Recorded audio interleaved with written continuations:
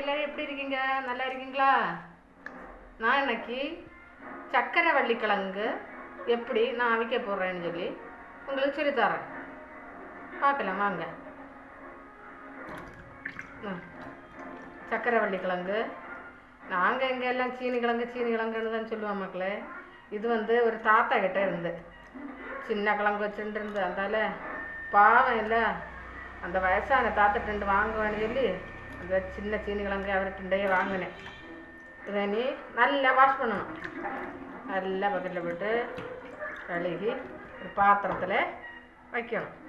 பார்த்தீங்களா, அந்த கேடு வேண்டாத்தது அதெல்லாம் கட் பண்ணி தள்ளணும். எல்லாமே பார்த்தீங்களா நீட்டாக்கி இந்த பாத்திரத்தில் வைக்கணும். எடுத்து இல்லை நீட்டாக கழுவணும். அடுத்து இதெல்லாம் பண்ணணும். இப்போ நல்லா வாஷ் பண்ணி எடுத்தாச்சு. இந்த சக்கரை வள்ளிக்கிழங்க இதை நான் இந்த பாத்திரத்தில் வைக்கணும். இட்லி தட்டை எடுத்து வச்சு தண்ணி, இட்லி பாத்திரத்தில் இவ்வளோ தண்ணி ஊற்றிட்டு இந்த தட்டை தூக்கி மேலே வச்சு இதை மேலே இதெல்லாம் அப்ளை பண்ணணும். எல்லாம் எடுத்து வைக்கணும். எடுத்து வச்சுட்டு எல்லாமே எடுத்து வைக்கணும். எடுத்து வச்சுட்டு உப்பு நம்ம தேவைக்கு உப்பு போடணும். சரியா? அப்போ போட்டு மூடி வைக்கணும். நான் இன்னைக்கு விறகு அடுப்பில் வைக்க போகிறேன். நான் எல்லாம் நிறைய விறகு அடுப்பில் தான் வைப்பேன். அவசரத்துக்கு தான் நாங்கள் ஸ்டவ்வில் வைப்பேன்.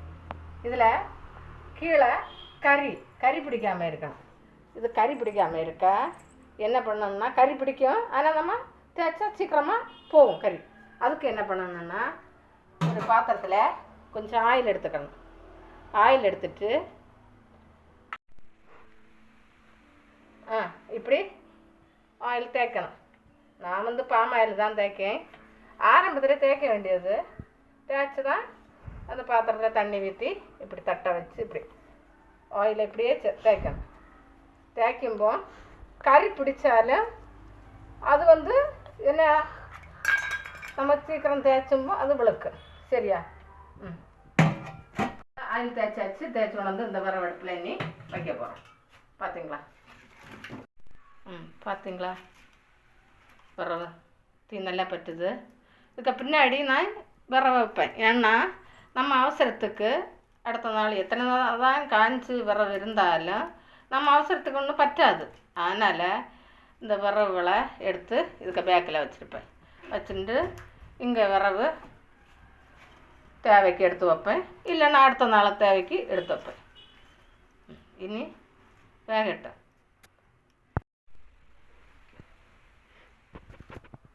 இப்போ வந்துச்சான்னு பார்ப்போம்.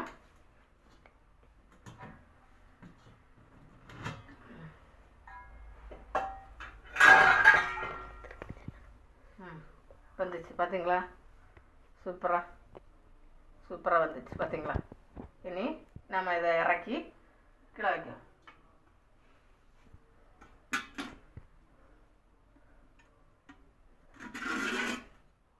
தீ கண்ணு சும்மா கிடக்கு பார்த்தீங்களா? இனி இந்த விறகுகளை தூக்கி இப்படியே வைப்போம். அப்போ நாளைக்கு விறகு தீ வச்சுமா எழுப்பமாக இருக்கும். இதே மாதிரி நீங்கள் வீட்டில் ட்ரை பண்ணி பாருங்கள். உங்களுக்கு பிடிச்சிருந்தா லைக் பண்ணுங்கள், ஷேர் பண்ணுங்கள், சப்ஸ்கிரைப் பண்ணுங்கள். ஓகே, பாய் பாய்.